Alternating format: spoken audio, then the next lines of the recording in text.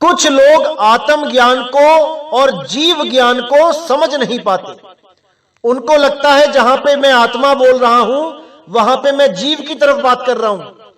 ऐसा नहीं है भाई। आत्मा में और जीव आत्मा में जमीन आसमान का अंतर है। आत्मा अलग है, जीव आत्मा अलग है, ब्रह्म आत्मा अलग है, जिसको विश्वात्मा बोला जाता है, जो पूरे विश्व में व्याप्त है, ब्रह्म है। वो जीव आत्मा से ऊपर की अवस्था है और ब्रह्म अवस्था से जो ऊपर है वो शुद्ध चैतन्य स्वरूप आत्म स्वरूप अवस्था है, जिसको हम परम कह देते हैं, परम आत्मा। तो कुछ लोग कंफ्यूज रहते हैं कि शायद ये जीवात्मा और आत्मा को एक ही बोलता है, यानी जीवात्मा और परमात्मा को एक ही बोलता है, या आत्मा या परमात्मा को एक ही बोलता है। ऐसा नहीं है भाई। आप जब गहराई से सत्संग सुनोगे तब आपको समझ में आएगा कि जीवात्मा क्या होता है, ब्रह्म आत्मा क्या होता है, और पार ब्रह्म आत्मा जिसको शुद्ध चैतन्य स्वरूप, निज स्वरूप, अकह स्वरूप, अनाम स्वरूप, अडोल स्वरूप, अबोल स्वरूप बोला जाता है, वो कुछ अलग है, वो अलग है इनसे। तो कहते हैं जब ये गम अगम का ज्ञान समझ में आ जाता है तब आत्मज्ञान घट ही समावे, तब उस आत्मज्ञान की तरफ ये जीव अग्रसर होता है। तब ये आत्मज्ञान घट में समाना शुरू करता है जब वो सुरत शब्द योग करना शुरू करता है। सत्य शब्द जब रहे समाई, जब सच्चे शब्द में यानी सत्य शब्द, सत्य नाम में जब रहे समाई, जब ये सूरत उसमें समाई रहेगी, सब ही ठाम लोक है भाई। यानी जितने भी ये घट हैं, आत्म घट, यही लोक बन जाते हैं, यही लोक कहलाते हैं। इन्हीं आत्म घट में सूरत समा जाती है और वो जीव अवस्था को त्याग के अपने असली आत्म स्वरूप में स्थित हो जाती है, और वही आत्म स्वरूप और परमात्म स्वरूप एकाकार हो जाते हैं, एक स्वरूप हो जाते हैं। अब तो जाए चढ़े सिंहासन, मिले हैं सारंग पानी, और राम कबीरा एक भय है, कोई ना सके पहचानी। वहां पर द्वैत रह ही नहीं जाता, वहां पर गुरु चेला भाव एक हो जाता है, जिसके लिए बोला गया है शब्द गुरु सुरत धुन चेला। तो शब्द में समा के शब्द रूप ही हो जाता है गुरु भी और शिष्य भी। तो यहां पे जो सत्य शब्द बोला गया है ये कोई ओम सोहम नहीं है भाई, कि सत्य शब्द यानी सत्य नाम को ओम सोहम बता दो, नहीं। सत्य शब्द है परमात्मा का असली शब्द, जिसको शब्द गुरु बोला जाता है। तो आगे कहते हैं शत्रु मित्र एक ही कर जाना, साच झूठ एक ही कर माना, साच झूठ दोनों मिट गयऊ, दिव्य ज्ञान जाके घट भयऊ। यानी उस अवस्था को प्राप्त होने के बाद शत्रु और मित्र एक से ही लगने लग जाते हैं। आपके भाव उन दोनों के लिए एक हो जाते हैं, ना तो कोई अच्छा लगता है और ना ही कोई बुरा लगता है। इसीलिए साहिब ने बोला कबीर खड़े बाजार में, सबकी चाहे खैर, और ना काहू से दोस्ती ना काहू से बैर। तो कहते साच झूठे एक ही कर माना। यहां पर बहुत गुप्त भेद है, इसको अच्छी तरह समझना है। कोई ऐसा ना सोचने लग जाए कि सच और झूठ को एक ही मान लेना है, ऐसा नहीं है। साच झूठ एक ही कर माना का मतलब है कि जितना भी अधूरा ज्ञान इस दुनिया में लिखा गया है वो भी 52 से लिखा गया है, और जितना भी सच्चा ज्ञान इस दुनिया में लिखा गया है वो भी 52 से लिखा गया है। अगर आपको आत्म अवस्था प्राप्त नहीं हुई और उसके अलावा आपको ये ज्ञान भले समझ में आ जाए कि ये सच्चा ज्ञान है और ये झूठा ज्ञान है, तब भी आप मुक्त नहीं हो सकते। वो दोनों प्रकार के ज्ञान भी एक बंधन है जब तक आपको उसका अनुभव नहीं हो गया। इसीलिए बोला कि साच झूठे एक ही कर माना, कि चाहे झूठा ज्ञान 52 अक्षर का लेके बैठे हो, भले सच्चा ज्ञान भी 52 अक्षर का लेके बैठे हो, तब भी आपको वो आत्म ज्ञान नहीं हो पाएगा। साच झूठ दोनों मिट गयऊ, दिव्य ज्ञान जाके घट भयऊ। यानी कि सच और झूठ, ये जितना भी ज्ञान है ये सब मिट जाता है जब वो आत्मज्ञान प्रकट हो जाता है। फिर जीव ये नहीं देखता कि क्या सत्य है क्या असत्य है, वो अपने अनुभव में रहता है, वो अनुभव ज्ञान में रहता है। उसको कोई फर्क नहीं पड़ता कि कौन क्या बोल रहा है, वो अपनी मस्ती में एकमेक रहता है। वो उस मालिक के साथ सदा सदा अनंत समय के लिए एक हो जाता है। इसीलिए बोला सांच झूठ दोनों मिट गए, दिव्य ज्ञान जाके घट भयो। तो मेरे भाइयों, हर चीज को अच्छी तरह समझना है। एक एक शब्द में इतनी गहराई है कि कोई सोच भी नहीं सकता, लेकिन मालिक की दया से आपको हर चीज समझाई जा रही है। बिल्कुल पक्षपात नहीं करना है, एक एक शब्द को अपने अंतर मन में बैठा लेना है और पूरा निर्णय करना है कि क्या सत्य है क्या असत्य है। सत्य को पकड़ के सत्य के पास चले जाना है और उस आत्म अनुभव को प्राप्त करना है, जिसको प्राप्त करने के बाद ही आपका जन्म और मरण सदा के लिए खत्म हो जाएगा। तो मेरे भाइयों, पूरा विचार करना है, पूरा विचार करना है, तभी यह ज्ञान समझ में आएगा। तो इसी के साथ मुझे विदा करें और अगला सत्संग बहुत जल्दी आएगा और आपके जितने भी सवाल हैं सबका जवाब उन्हीं सत्संगों में मिल जाएगा। तो मुझे विदा करें। जय गुरु बंदी छोड़ बैराग साहिब, जय गुरु बंदी छोड़ साधु शरण साहिब, जय गुरु बंदी छोड़ बाबा मदन साहिब, बाबा नानक साहिब, गुरु अंगद देव साहिब, मेरे धर्मदास जी, मेरे पलटू साहिब, मेरे भीखा जी, मेरे सब संत। जय जय सतगुरु बंदी छोड़ सतगुरु सत्य कबीर साहिब की सदा ही जय हो, सदा ही जय हो। मेरे मालिक की साहिब बंदगी सतनाम।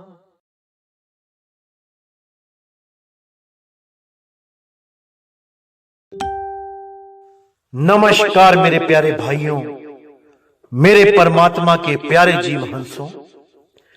मैं परमपिता परमात्मा से यही अरदास करता हूं कि आप सब मेरे भाइयों का विवेक पहले से ज्यादा और ज्यादा से ज्यादा बढ़ता ही जाए और ऐसी कोई दुविधा न रहे जो आपके मन में 1% भी घर कर पाए। हर चीज आपको एकदम क्लियर समझ में आती जाए। मैं बस यही अरदास करता हूं अपने मालिक से, अपने परमपिता परमात्मा, अपने बंदी छोड़ से। और मैं यही चाहता हूं कि आप सब भी इस भरम जाल से बाहर आ जाओ, इस सपन लोक से बाहर आ जाओ और ऐसा बाहर आओ कि दोबारा ये सपना कभी देखो ही ना, क्योंकि इसी सपने की वजह से आज आपको ये सुख दुख का भारी बोझा उठाना पड़ रहा है। अगर ये सपना देखा ही ना होता तो कोई भी सुख और दुख आपके जीवन में नहीं आता। लेकिन जो गलती कर दी है अब उसको सही करने का समय आ चुका है मेरे भाइयों। और अगर ये समय एक बार निकल गया तो मेरे भाई हाथ पल्ले कुछ नहीं रहेगा, कुछ नहीं रहेगा। इसलिए मेरे भाई अभी होश कर लो, अभी कुछ नहीं बिगड़ा है, अभी समय है। अगर एक बार ये समय निकल गया तो पछताने के सिवा कुछ हासिल नहीं होगा, कुछ हासिल नहीं होगा। इसलिए अच्छी तरह समझ जाओ कि मैं क्या समझाना चाहता हूं। बिना पक्षपात किए हर चीज को गहराई से समझो, तब एक एक चीज समझ में आएगी कि मैं बताना क्या चाहता हूं। तभी ये भरमभूत आपके जीवन से बाहर जाएगा जब आप इस ज्ञान को अच्छी तरह समझ लोगे। इस ज्ञान को समझने के लिए जरूरी नहीं कि आप हिंदू ही हो या मुसलमान हो या सिख हो या ईसाई हो तभी समझ में आएगा। इस ज्ञान को समझने के लिए आप केवल इंसान बन जाओ, इतना बहुत है। अगर आप इंसान बनके, केवल एक आम इंसान बनके इस ज्ञान को समझोगे तो एक एक चीज समझ में आएगी। भूल जाओ क्या है आपका धर्म, भूल जाओ क्या है आपकी जात, भूल जाओ क्या है आपका नाम। केवल उस अल्लाह वाहिगुरु गॉड परमात्मा को कैसे पाना है, इस पे विचार करो। छोड़ दो सब कुछ, केवल उसको कैसे पाना है इस पे जोर दो। फिर देखो कैसे रास्ता नजर आता है। तभी मेरे भाई, तभी कल्याण होगा, अन्यथा इन्हीं गलियों में धक्के खाते रह जाओगे। आज देख लो क्या हालत हो गई है। ये जो गुरु बैठे थे, जो कहते थे कोई भी बीमारी हो हमारे पास आओ, हम टीबी ठीक कर देंगे, हम कैंसर ठीक कर देंगे, हम ये ठीक कर देंगे, हम वो ठीक कर देंगे, आज लंबे लंबे पर्चे निकाल के बैठे हैं कि भाई कोई मत आना, कोरोना वायरस जानलेवा है, हमारे पास मत आना।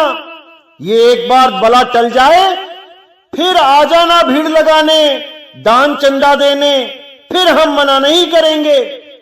लेकिन अभी मत आना भाई, अभी कोई हमें हाथ मत लगाना, अभी कोई हमारे माथे मत टेकना, क्योंकि इन महाराज जी लोगों को भी मौत का खौफ हो गया है।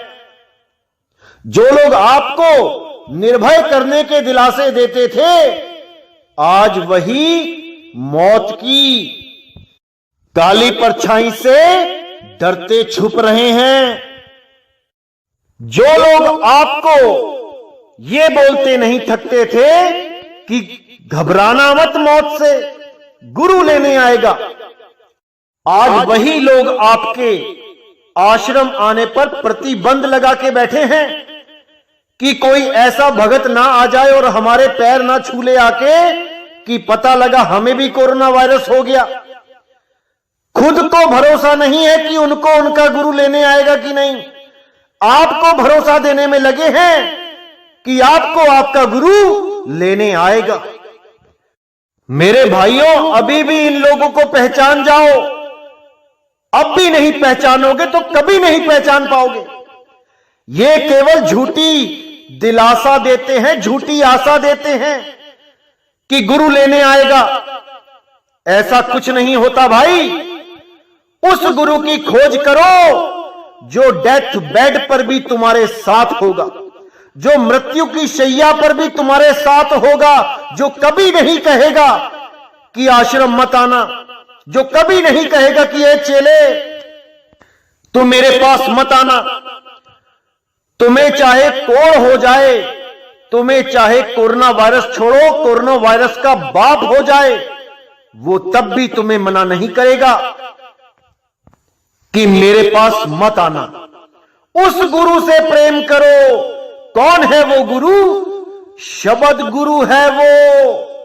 वही शब्द गुरु है जो कभी किसी कोरोना वायरस से नहीं डरता, जो कभी किसी काल से नहीं डरता। इन गुरुओं की शरण में बैठे हो जो एक छोटे से वायरस ने ही हिला के रख दिए। इन लोगों पे आस लगा के बैठे हो जिनको एक छोटे से वायरस ने हिला के रख दिया। अभी समय है मेरे भाई, आंखें खोल लो, पहचान लो उस शब्द गुरु को, इससे पहले कि देर हो जाए, इससे पहले कि तुम्हारे प्राण पखेरु उड़ जाएं। अपने प्राणनाथ को पहचान लो मेरे भाइयों, पहचान लो।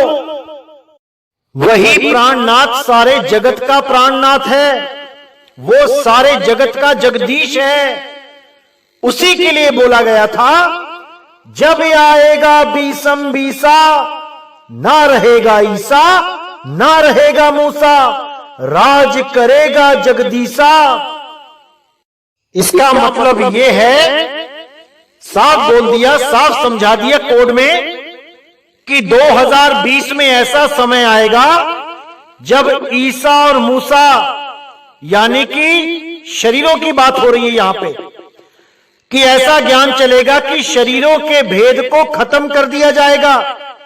ईसा मूसा के यहां ताले लग जाएंगे और राज करेगा जगदीसा। वो गुरु राज करेगा जो सारे ब्रह्मांड का गुरु है, जो शब्द गुरु है, जो कभी भेदभाव नहीं करता, हिंदू, मुस्लिम, सिख, ईसाई में उस शब्द गुरु का राज होगा 2020 के बाद पूरे 1000 सालों तक, क्योंकि 2020 की परिस्थितियों के बाद इतना विवेकी हो जाएगा ये जीव कि अपना भला और बुरा पहचानने लगेगा। उसको समझ में आ जाएगा कि किसी धर्म से जुड़ने से मुक्ति नहीं होती, उस जगदीश को याद करने से मुक्ति होती है, जो सब धर्मों से श्रेष्ठ है, हर धर्म से ऊपर है। और वही जगदीश इस दुनिया में एक संत के रूप में आता है, सब जीवों को समझाता है, सही ज्ञान देता है और अपना नाम ज्ञानी धरवाता है। आपने अनुराग सागर पढ़ी होगी, उसमें कबीर साहब ने अपने नाम को ज्ञानी बोल के समझाया कि ज्ञानी रूप में मैं इस दुनिया में आया और मैंने सबको ज्ञान से अवगत कराया, ज्ञान से रूबरू कराया। तो उसी ज्ञान रूप के बारे में आज हम पूरी चर्चा करेंगे, इसको समझने की कोशिश करेंगे कि क्या होता है ज्ञान रूप, क्या होता है ज्ञानी रूप। आज इसके ऊपर पूरा विवेक लगाएंगे। तो आज की वाणी शुरू करने से पहले मैं आपको बता दूं कि यह वाणी कबीर सागर से ली गई है और अधिकांश वाणियां मैं कबीर सागर से ही लेता हूं, जिसमें बकायदा पेज नंबर भी लिखा होता है, आप देख सकते हैं ग्रंथों में। और जिसमें नहीं लिखा होता है वो केवल इसलिए नहीं होता है क्योंकि ये फोटोज मैंने बहुत पहले ली थी, क्योंकि बहुत मोटा ग्रंथ है कबीर सागर, इसको उठा के यहां वहां जाना बहुत मुश्किल हो जाता है। इसलिए मैंने जो मूल वाणियां, जो प्रमुख वाणियां हैं, वो मैंने कैप्चर कर ली थी। उन्हीं वाणियों के ऊपर मैं सत्संग करता हूं। आप इसको ग्रंथ में देख सकते हैं, खोज सकते हैं, आपको जरूर मिलेंगी। तो आज का जो हम सत्संग करने जा रहे हैं वो कबीर सागर से करने जा रहे हैं। बहुत प्यारी वाणी है, इसको समझेंगे, पूरा विवेक लगाएंगे और नीर शीर का निबेड़ा करेंगे। तो क्या कहती है वाणी? धर्मदास कहे सुनहु गुसाई, ज्ञान शब्द मोहे समझाई। ज्ञान रूप सतपुरुष प्रकाशा, सत्य लोक महकीनो वासा। किही विधि समझ परे यह बानी, कहिए सदगुरु नाम निशानी। कि हे बंदी छोड़, मुझे बताओ ज्ञान के बारे में, शब्द के बारे में।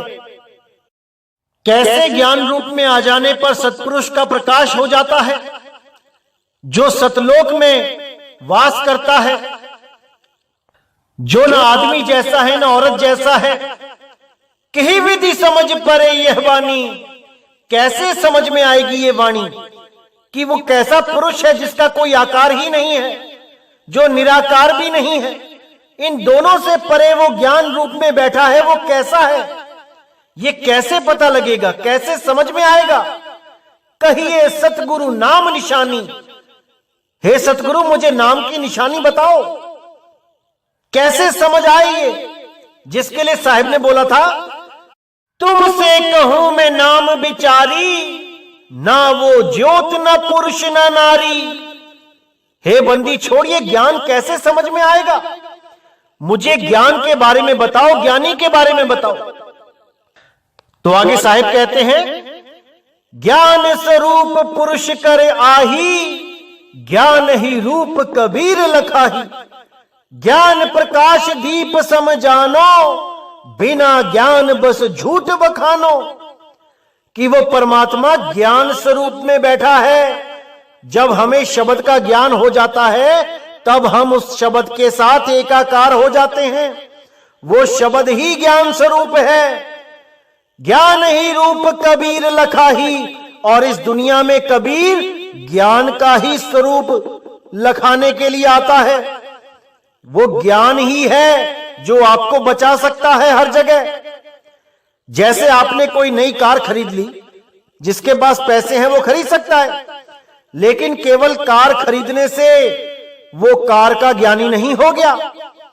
उसको कार चलाने का भी ज्ञान होना चाहिए, नहीं तो 50 करोड़ की कार खरीद के भी वो एक्सीडेंट कर बैठेगा। उस कार को चलाने का ज्ञान ही आपको उस कार से कुछ आनंद प्राप्त करवा सकता है। अगर आपको चलाना नहीं आता और आप बैठ गए और आपने ऑन करके गियर डाल दिया, ब्रेक का पता नहीं, तो आपके चेहरे पे वो खौफ नजर आएगा जिसको आनंद कभी नहीं कह सकते। भले आप 50 करोड़ की गाड़ी में बैठे हो, लेकिन आप डर के मारे हालत खराब हो जाएगी आपकी। और जिसको चलानी आती है वो चाबी घुमा के गियर लगाएगा और हंसता हुआ चला जाएगा, उस कार से आनंद प्राप्त करेगा। तो यहां पर ज्ञान ही गुरु है। जिसको ज्ञान है वो आनंद में है, जिसको ज्ञान नहीं है वो दुखी है। इसीलिए साहिब ने बोला, ज्ञान स्वरूप पुरुष कर याही, ज्ञान ही रूप कबीर लखाही। ज्ञान प्रकाश दीप सम जानो, बिना ज्ञान बस झूठ बखानो।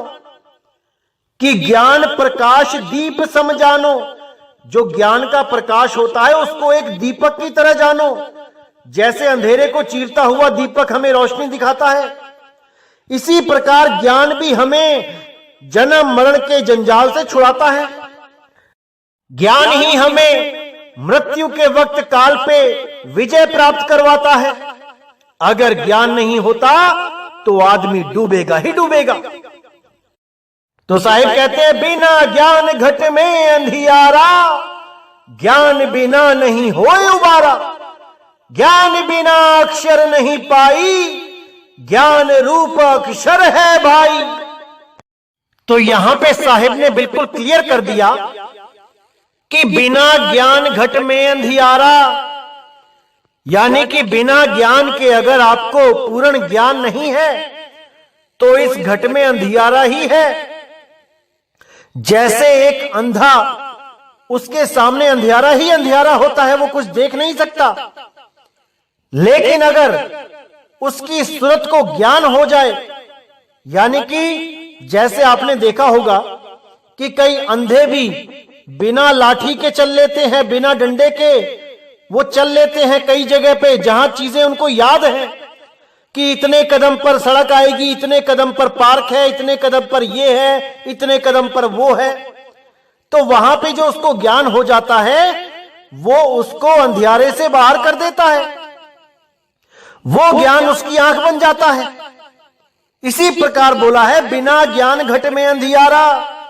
भले ही आप पढ़े लिखे हो, सब कुछ पढ़ सकते हो, आपने ग्रंथ पढ़ लिए, बहुत सी वाणियां याद कर ली, सब कुछ हो गया, लेकिन बिना ज्ञान यानी बिना शब्द गुरु के ज्ञान के, बिना अनुभव के घट में अंधियारा। सब कुछ होने के बावजूद एक अंधे से ज्यादा कुछ नहीं। ज्ञान बिना नहीं होए उबारा, बिना ज्ञान के, बिना स्वरूप सिद्धि के ये अज्ञान कभी खत्म नहीं होगा। यह देह अहंकार कभी खत्म नहीं हो सकता।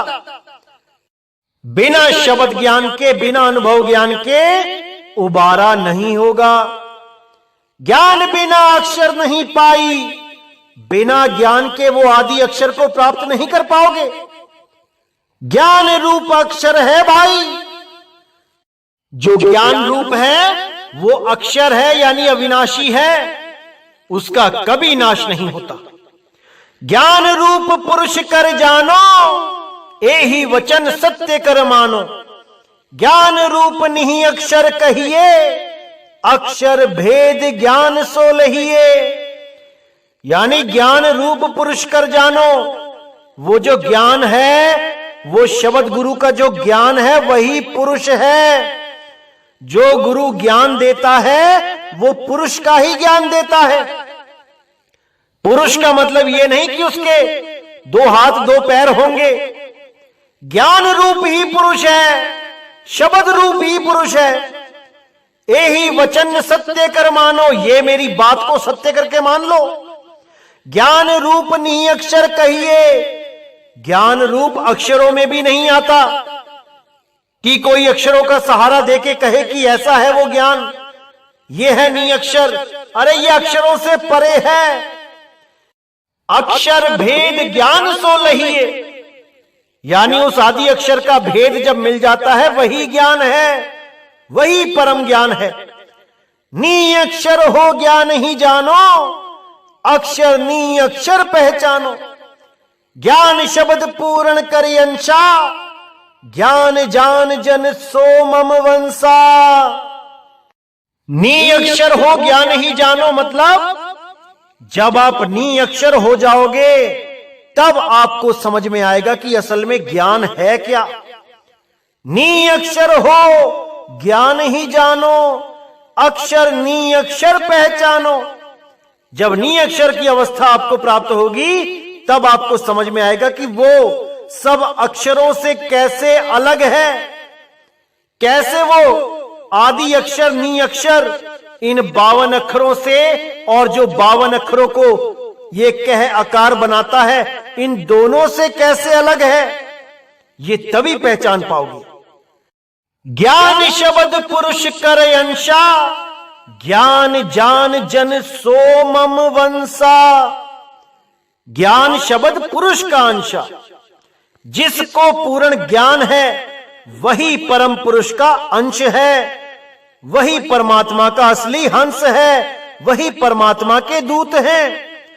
ज्ञान जान जन सो मम वंशा, मेरा असली वंश वो है जो इस ज्ञान को जानता है, ना कि गुरु के पुत्र को तुम वंश बोलते रहो। किसी गुरु से जो पुत्र हो रहा है तुम उसको कबीर पंथ का वंश बोलते रहो। अरे नहीं भाई, जो ज्ञानी है वही परमात्मा का वंश है, जो पूर्ण भेदी है वही परमात्मा का हंस है। बाकी सब काल के दूत हैं, एक भी परमात्मा का हंस नहीं। जो उसके मूल ज्ञान को नहीं जानता वो किसी को मुक्ति नहीं दे सकता। इसीलिए साहिब ने बोला पेटीएम पर शब्द कहे तो वंश हमारा, प्राप्त ना तो बूढ़ मुआ संसारा।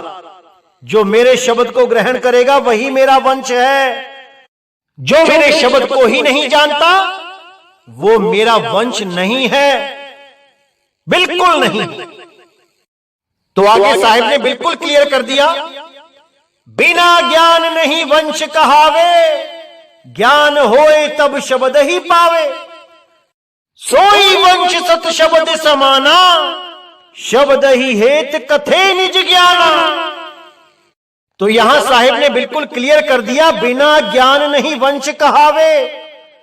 जिसको आदि अक्षर का और 52 अक्षरों का अता पता ही नहीं वो मेरा वंश नहीं है। मेरा वंश वो है जो एक छुड़ावे एक लखावे। ये अजर नाम अमर नाम ये ना देवे, ये 52 अक्षरी नाम ना देवे। उस आदि अक्षर का लखाव कराए जो सत्य शब्द कहलाता है। अगर वो आदि अक्षर का लखाव इनके पास नहीं है तो ये मेरे वंश नहीं है। और अगर कहीं सीआईडी करके पता भी करवा लिया तब भी ये मेरे वंश नहीं होंगे, क्योंकि इनके पास प्रैक्टिकल ज्ञान नहीं होगा। भले कितनी ही थ्योरी चोरी करके ले जाएं, लेकिन प्रैक्टिकल नहीं करवा पाएंगे, क्योंकि वहां पे मोहर लगती है गुरु की, वंश की मोहर लगती है। और आदमी को, इंसान को धोखा देना आसान है, परमात्मा को कोई धोखा नहीं दे सकता। इसीलिए साहब बोल दिया, सोई वंश सत शब्द समाना, शब्द ही हेत कथे निज ज्ञाना।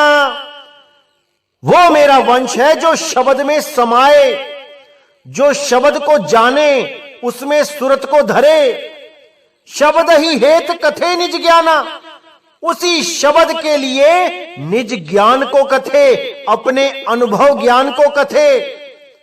उस एक शब्द को समझाने के लिए हर तरह से अपने अनुभव को सामने रखे और वाणी के द्वारा सारा खुलासा करता जाए। वही मेरा हंस है, वही मेरा वंश है, जो मेरी गुप्त से भी गुप्त वाणियों को खोल के समझा दे। सारे राज खोल दे, एक एक चीज को खोल दे, 1% भी शंका ना रहने दे, वही मेरा वंश है, ना कि ये गुरुओं के बच्चों को वंश बना के रख दिया। जैसे एक पिता का वंश चलता है अपने पुत्र से और फिर उसका आगे वंश चलता है उसके पुत्र से, ये गुरुओं में भी चल रहा है। बताइए क्या बनेगा? कबीर साहब कहते हैं, शब्द गहे सो वंश हमारा, जो मेरे शब्द को ग्रहण करता जाएगा वो मेरे वंश में अटैच होता जाएगा। यहां पर पिता से पुत्र वाला ज्ञान नहीं है, यहां पर गुरु से शिष्य वाला ज्ञान है। वो वंश है जो गुरु के द्वारा शिष्य बनाने पर कायम होता है, उस वंश की बात की गई है। तो आगे साहिब कहते हैं, कहे कबीर विचार के सुनियो हो धर्मदास, जो यह शब्द ही पाए है करी है लोक निवास। तो यहां साहिब कहते हैं कि हे धर्मदास सुनो, विचार करो, जो ये शब्द को पाएगा, जिस शब्द की महिमा बताई जा रही है, जो भी उस शब्द गुरु को पालेगा जो 52 अक्षरों से परे है, जो सारे मंत्रों से जाप से परे है, जो उसको पालेगा केवल वही लोक में निवास करेगा, करी है लोक निवास। लेकिन वो कौन सा लोक है? लोक अलोक शब्द है भाई, जिन जाना तिन संशय जाई। वो लोक अलोक शब्द है, शब्द वही शब्द गुरु है जिसमें सुरत को संभालना है। सुरत समाये शब्द में, वाको काल न खाए। तो उसी शब्द गुरु की आराधना करनी है, उसी शब्द गुरु में सुरत को धरना है, तभी बात बनेगी मेरे भाई, तभी ये भवबंधन खत्म होगा, अन्यथा ये ऐसे ही चलता रहेगा। तो इस वाणी में ज्ञान स्वरूप पुरुष कर आही, इस वाणी में ज्ञान को ही पुरुष बताया गया है, ज्ञानी को ही पुरुष बताया गया है। ज्ञानी ही ज्ञान का लखाव कराता है, वही पुरुष संत बन के आता है, वही परमात्मा एक संत का रूप धारण करके आता है और अपना लखाव कराता है, यानी ज्ञान कराता है, बोध कराता है। उनमें कोई फर्क नहीं होता, शब्द में और संत में कोई फर्क नहीं होता, शब्द में और कबीर में कोई फर्क नहीं होता। इसी के बारे में नाम प्रकाश में भी तीसरा भेद बताया गया है। जिन्होंने पढ़ी है वो बहुत अच्छी तरह समझेंगे। देखिए क्या कहती है वाणी। तीजा भेद में कहो गंभीर, जाहि भेद से मिले कबीर। गुरु कबीर का सब घटवासा, गुप्त प्रगट कुछ अजब तमाशा। जहां संत तहां प्रगट भयऊ, जहां असंत गुप्त तहां रहूं। गुप्त प्रगट कैसे कै बूझे, बिन गुरु ज्ञान आंख नहीं सूझे। सबकी कहे कबीर कहावे, जेहि लख परे सो मोह मन भावे। तो इस तीसरे भेद में सदगुरु मदनपति साहिब जीवात्मा तथा गुरु में एक रूपता दिखाते हुए यह स्पष्ट करते हैं कि तात्विक दृष्टि से आत्मा तथा सदगुरु कबीर में कोई भेद नहीं है, अर्थात गुरु और शिष्य आत्म स्वरूप से एक जैसे ही हैं। भेद केवल इतना ही है कि सतगुरु कबीर जीवन मुक्त आत्मा है, वे सदैव ज्ञान अवस्था में रहे, जिसके कारण वे देह बंधन में नहीं बंधे, तथा जीवात्मा अज्ञान के कारण मुक्त अवस्था से देह बंधन में बंध गई। शुद्ध निर्मल आत्मा सतगुरु कबीर साहिब का ही रूप है। सतगुरु मदन साहिब जी कहते हैं कि तीसरे भेद के माध्यम से सतगुरु कबीर साहिब के स्वरूप का परिचय दूंगा। यद्यपि यह भेद कुछ कठिन अवश्य है, किंतु कुछ भी हो, जिज्ञासु इसको समझकर सतगुरु कबीर साहिब के संदर्भ में निभ्रांति हो जाएंगे। सतगुरु कबीर आत्म दृष्टि से प्रत्येक व्यक्ति के घट घट में रम रहे हैं। उस घट में उनका रूप प्रत्यक्ष है, जिसे आत्म परमात्म स्वरूप का यथार्थ बोध हो गया है। यानी जिसको आत्म परमात्म का बोध हो गया, वो स्वयं ही कबीर साहब का रूप हो जाता है तथा उस घट में गुप्त हैं जिसे आत्म परमात्म स्वरूप का बोध ज्ञान ही नहीं हुआ। गुप्त एवं प्रकट के इस रहस्य को वही समझने में सक्षम या समर्थ होंगे जिन्हें सतगुरु का ज्ञान उपदेश प्राप्त हो जाएगा। बिना उपदेश ज्ञान का साक्षात्कार हुए कोई भी मनुष्य सतगुरु कबीर के स्वरूप को समझने में सफल नहीं होगा। जहां भेदी संत महात्मा हैं, वहां सतगुरु कबीर प्रकट रूप से प्रत्यक्ष हैं और जहां अज्ञानी लोग हैं, वहां वे गुप्त हैं। जबकि ज्ञानी अज्ञानी दोनों में ही तात्विक रूप से एक समान विद्यमान रहते हैं मालिक। इसीलिए बोला है कि जो आत्मा परमात्मा तथा माया के भेद को भली भांति रूप से कहने में समर्थ हैं, वही कबीर है। सदगुरु कबीर कहते हैं कि मेरा यह ज्ञान जिससे भी भली प्रकार दृष्टिगत होता है, वही मेरा प्यारा है, अर्थात वही मुक्ति पद का अधिकारी है। तो ये वाणी जो मैंने दिखाई है, इसको दिखाने का क्या मकसद था मैं आपको बता दूं। क्योंकि कई लोग ये समझते हैं कि जैसे बाबा नानक को, धर्मदास जी को, गरीबदास जी को, मदन साहिब जी को, अन्य संतों को कबीर साहब ने खुद आके नाम दिया, ऐसे ही अब भी वो स्वयं आके ही नाम देंगे, एक एक जीव को नाम देंगे आके।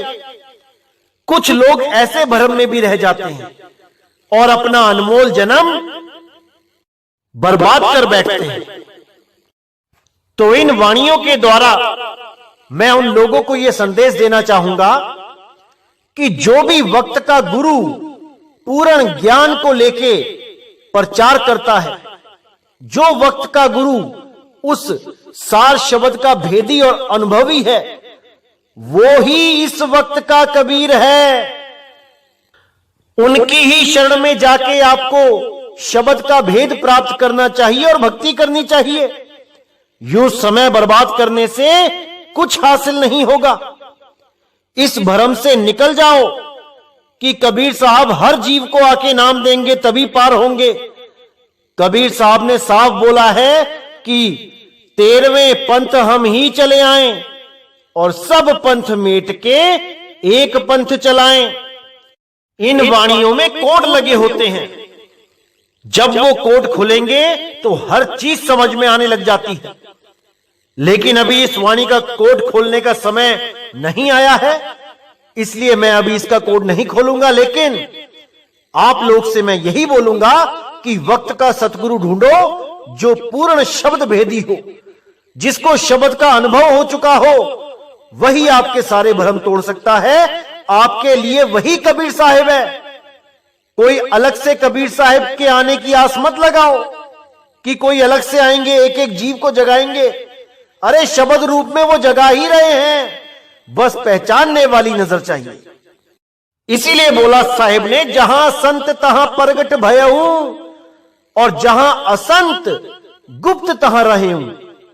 जहां पर कोई भी संत सत्य की बात करता है तो वहां कबीर साहब प्रगट हैं, और कोई भी संत जो सत्य को नहीं जानता लेकिन भेष संतों वाला बना के बैठा है तो वहां पे वो गुप्त हैं। तो इसी को समझना है कि कबीर साहब कहां पे प्रकट होते हैं और कहां पे गुप्त होते हैं। इस भेद को जानने मात्र से सारे भ्रम टूट जाते हैं। तो इसी को समझना है हमने, इसी को जानना है, क्योंकि बिना शब्द के किसी का कल्याण नहीं हो सकता। तो मेरे भाइयों, एक एक शब्द पे विचार करना है, एक एक वाणी पे विचार करना है और अपने जन्म को सफल करना है, समय बर्बाद नहीं करना है। तो इसी के साथ आज का सत्संग मैं समाप्त करता हूं और अगला सत्संग बहुत जल्दी आएगा, जिससे आपके सारे भ्रम टूट जाएंगे और आपके विवेक में और बढ़ोतरी हो जाएगी। आप बिल्कुल चिंता मत करें, एक एक चीज को समझा दिया जाएगा, एक एक चीज को क्लियर कर दिया जाएगा। तो मुझे विदा करें। जय गुरु बंदी छोड़ वैराग साहिब, जय गुरु बंदी छोड़ साधु शरण साहिब, जय गुरु बंदी छोड़ बाबा नानक साहिब, बाबा गुरु अंगद देव साहिब, बाबा रविदास जी महाराज, बाबा धर्मदास जी महाराज, मेरे पलटू जी, भीखा जी, मेरे सभी संत, जय जय सतगुरु बंदी छोड़ सतगुरु सत्य कबीर साहिब की सदा ही जय हो, सदा ही जय हो। मेरे मालिक की साहिब बंदगी